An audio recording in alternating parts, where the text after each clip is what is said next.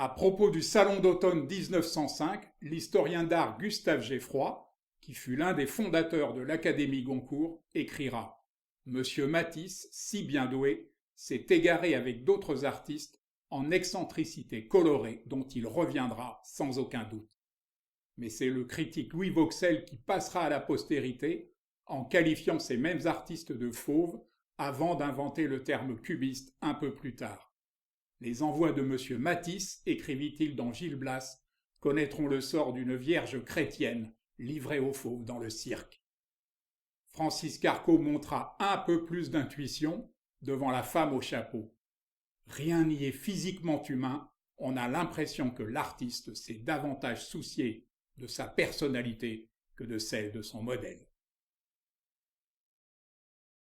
Prenant le contre-pied du texte de Geffroy, Matisse va affirmer sa volonté de simplifier la peinture et d'abandonner toute illusion de relief.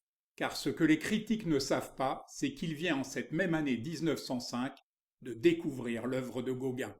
Lui empruntant les larges cernes noires avec lesquelles il délimite ses formes, il exalte la seule couleur, cet instrument privilégié de la communication de l'émotion, selon les termes de l'écrivain Pierre Schneider.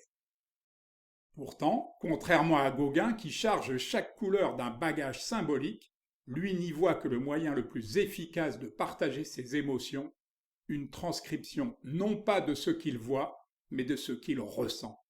Toute l'étoile de cette époque respire en effet une joie de vivre et un émerveillement permanent devant la beauté du monde.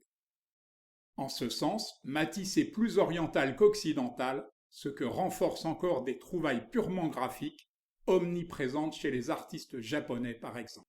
Ces recherches trouveront leur aboutissement le plus retentissant dans la danse et la musique, deux toiles magistrales commandées par le collectionneur Sergei Tchoukine et que l'on peut admirer au musée de l'Ermitage à Saint-Pétersbourg.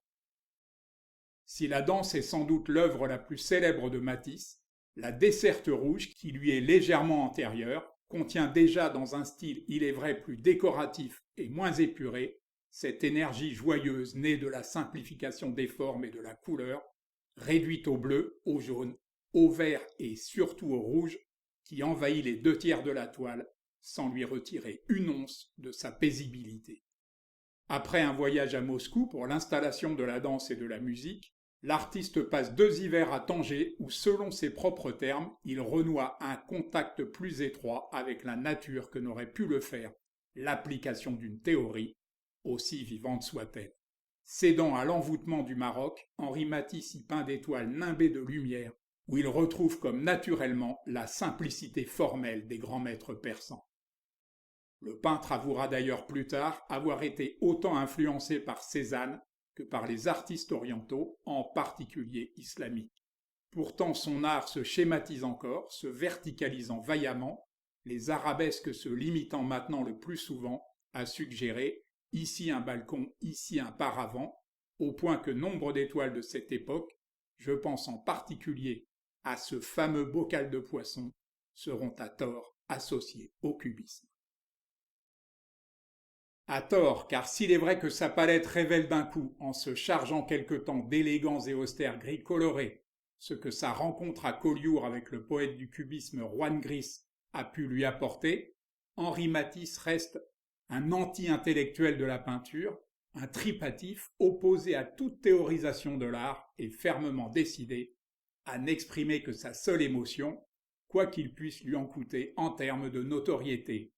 Moins connue que la danse ou la musique, l'œuvre majeure de Matisse est peut-être la leçon de piano, où il a synthétisé toutes ses aventures en matière de peinture et donné le meilleur de lui-même dans une interprétation de la réalité où il reste sans égal.